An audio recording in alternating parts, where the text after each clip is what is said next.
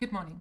This is going to be extremely scuffed. This is my first time doing this, but these are my VOD reviews for Aegis Esports Week 2 for AM Americas. um, it was Omega OCE versus KRUG for round 1 in Group 4, and I'll be fighting Pixelet, who they did not first pick, we second picked into them. I'm going to presume you understand Aegis at least a little. The audio from the game will be quite quiet for the first one. This is because, again, it's my first time. And I accidentally put the audio way too low. We're running Vayne Pantheon. The name is a misnomer. I keep calling it Pure Pantheon. And if I do that, I apologize. Vayne Pantheon, Silver Action, and Red Gwen versus MF Swain, a banned out Annie Jin, and Darius Na. You're going to see me typing. I'll try and explain when we've got downtime, some of the logic, besides just the in-game decision-by-decision thing. I will be pausing a little bit, sorry, and you can always just mute me if you don't care. We decided to ban Annie Jin here. The main issue we've got going into Pixelet, and this shouldn't be that favoured, arguably, depends on who you ask, is Vayne Pantheon. Vayne Pantheon's going to have a lot of tough time into these decks if you don't draw Saga Seeker, for example. And the best way to get Pantheon through here is to put it into MF Swain, just because Jin Annie's explosiveness can be a lot more brutal, because if they stun one of your units or stun two of your units, that's a good game. But we'll be here, Silver Action versus MF Swain. I don't claim to make the most perfect plays, but the point of this is to try and see what we're trying to do. I'm keeping both of these cards because we do want an early game of some sort, and as long as we can tamper their aggression, we should be able to, in the mid game and in the late game, be able to overpower them quite a bit. Yeah. I'm just going to be chatting and waiting to see what their turns will be. Now, I haven't rewatched these. I remember parts and bits, and while I'm recording this on the same day, I don't remember everything. I'm just going to remember highlights. But I do remember what I go for here, and we've got a lot of interesting things we can do over the next few turns. We've got a 3-drop that we're definitely going to be playing on 3. The question is, what 2 2-drops do we want to play on 4? And if you're thinking about the 2 2-drops that you want to play on 4, I think it's better to do Broadwing and Protector on turn 4 here. Then play the Broadwing now, it trades into whatever they end up playing. My action doesn't get as many countdowns. And because we've got the attack token on 4, I quite like the idea of putting the barrier on the Broadwing on turn 4 when the Broadwing hasn't been hit yet. We have an interesting choice to pass here and let the unit die or put the Bloodletters on. I decided to put the Bloodletters on for a few reasons. One, if they end up getting some sort of insane Moray Warden attack and we feel forced to need to block, I'd rather have the unit available. We're not doing anything much with our spell mana, and we get to get the action proc down, which is an important thing to be thinking about. Do the trade. A pass should come in. And yeah. We did get the Shapestone in the end, so there's arguments that we shouldn't have done previous Bloodletters just because we wanted to get the Shapestone. I do apologize for any background noise. I'm using like a $10 headset, and by headset I mean like, you know, running cabled earphones. The audio quality won't be great. I presume there's a lot of background noise, but you're gonna have to deal with it. They're going a little bit wide, but not too wide for us to be overly scared. I decided just to do this block, pretty safe block. There is some consideration to not do this block, because if we're doing the 0-3 and the 2-1, we want to not be super bad and to make it rain, right? And we're pretty committed to this line of doing the Broadwing plus the Brightsteel. But right now, if you just look like a bit further back, while we're at like half the HP, if we can just force them to play mid-range in a deck that can't play mid-range that well, their best mid-range cards are like Swain and then like weird Fervors. If we force them to play mid-range, and by forcing them to play mid-range, what I mean is like make them care about board via having these trades, I think we're in a really favored position. And then tapping under Misfortune here, I mean, I doubt they're ever going to play Misfortune into the Brightsteel, but we can just like make the board so much more favorable to us. Here's me just considering whether Make It Rain is just like a massive layout, because if they Make It Rain and they hit the 3 best targets, the Broadwing, the 3-1, and the 2-1, we are in a little bit of a tizzy if their hand is Make It Rain unit. But we also get to flip the action, and while I don't have much late game, the Concerted saves me against one 7 HP unit. By 7 HP unit, I mean Swain and Levy, and we're feeling pretty good. Don't know why I hit escape there, but, you know, guess it's just for fun. just waiting. We do the trade. We pull the 2/2. I think I misclick here. Yep. And they don't let you put it back to the bench, so I had to do it that way.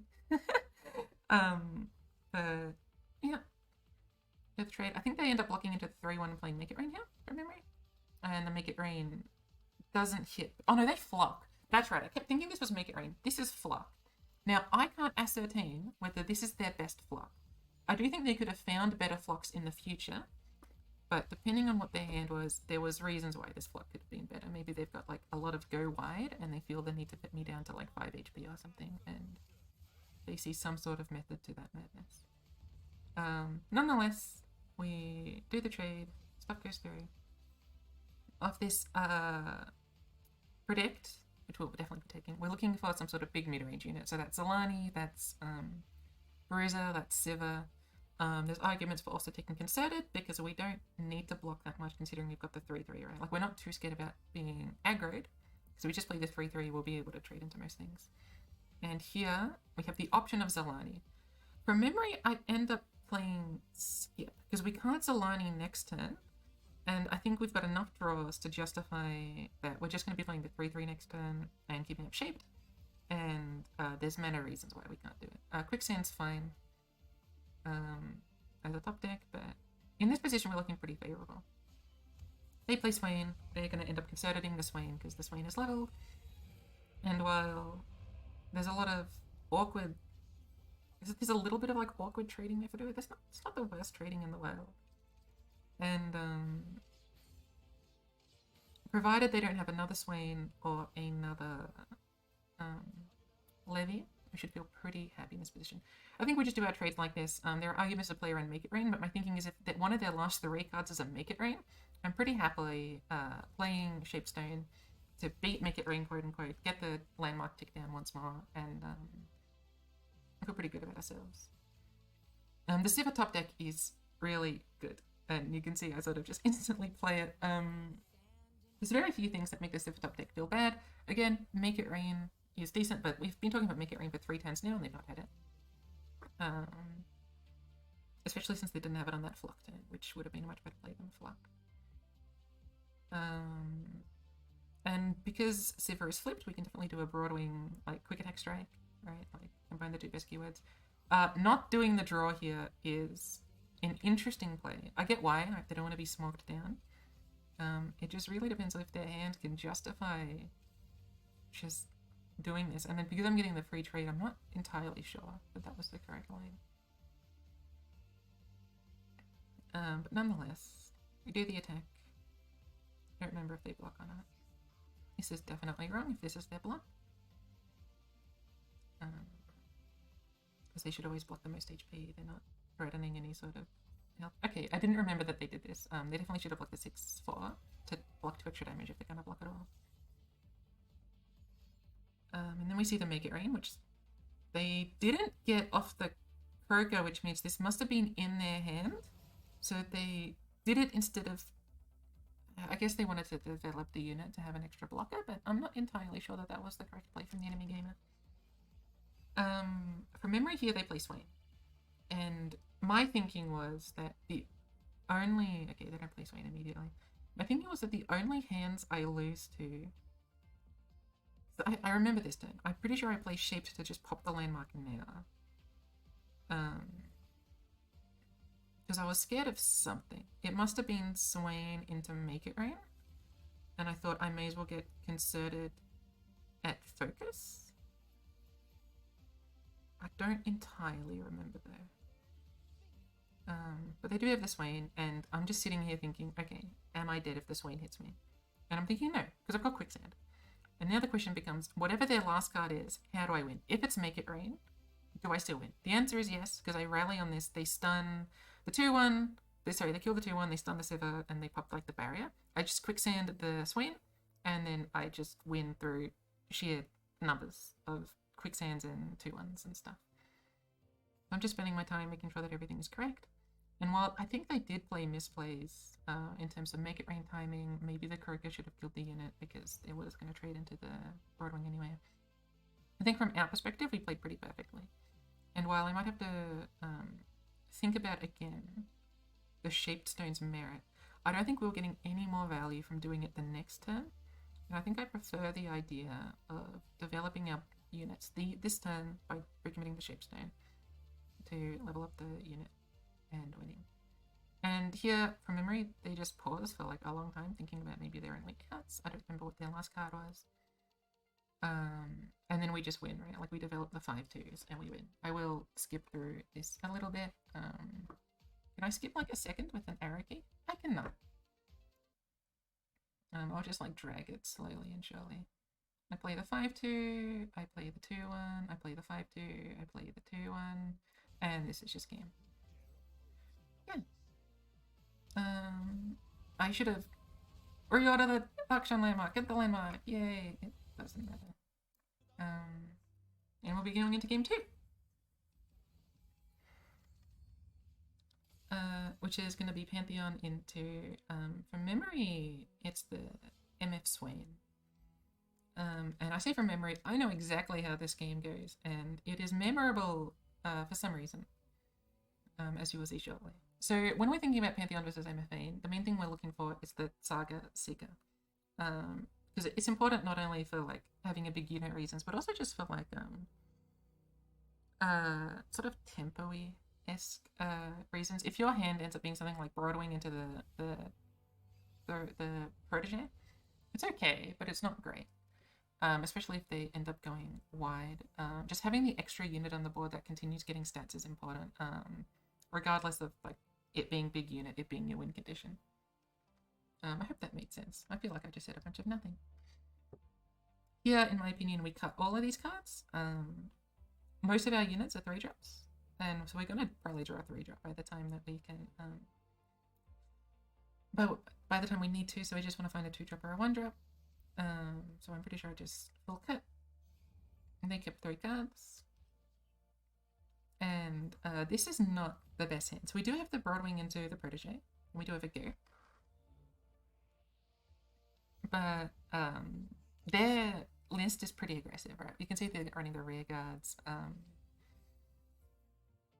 And I'm not so sure that I'm able to win this just from my hand at the moment. From memory, I try and go 0-2, 0-3 into the protege. And my thinking there was that I wanted to have the Broadwing stay alive for a turn, while Goat would instantly die. That's my memory of the decision I made and the logic for it. Where I'm trying to force them again to play mid-range game plan and like whittle down their board in that sense. Because just whittling down their board doesn't make too much sense. We need to make sure that we're at least keeping our stuff alive. Them getting the 3/2 here was insane. And I didn't attack with Broadwing. They might just have not blocked. There's a good argument that they wouldn't have blocked. But if they did block, I'd be in a much worse position. Because I wanted to be able to block the rear guard with the Broadwing. Also, if they block and they've got flock, that's also pretty bad for me. Unfortunately, I'm noticing that their board is a little big and our Nexus is about to get a little small. We're sort of forced into blocking like this just to keep our poor Nexus alive. And even still, if they end up having flock, we're just sort of dying.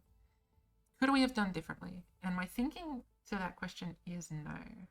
Wherein, if we played Goat and we did the protege on the Goat, a very similar board state would have occurred. If we had attacked with the 0-3, I think they may have blocked with their 2-1 and flocked, because they do have flock in hand, which I can tell you by the power of foresight. And while that does reduce damage a little bit, it reduces it by about 5 this turn, my board is just like so much smaller. And if they don't block, we've done 3 damage. I don't think a lot has changed. But I can definitely see the argument of attacking there. And then here I do a little bit of thinking.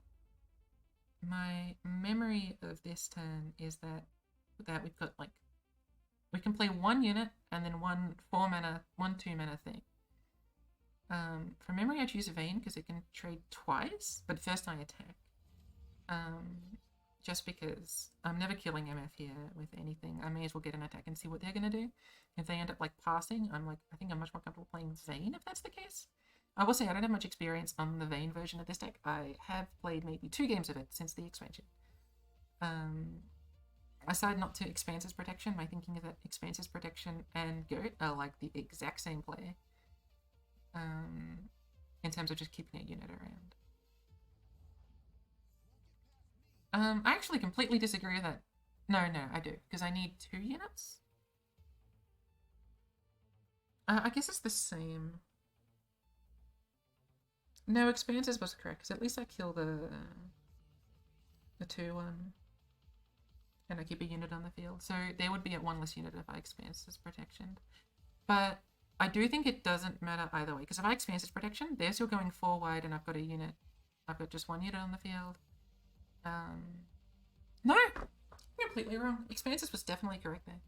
I might be thinking about something that doesn't exist.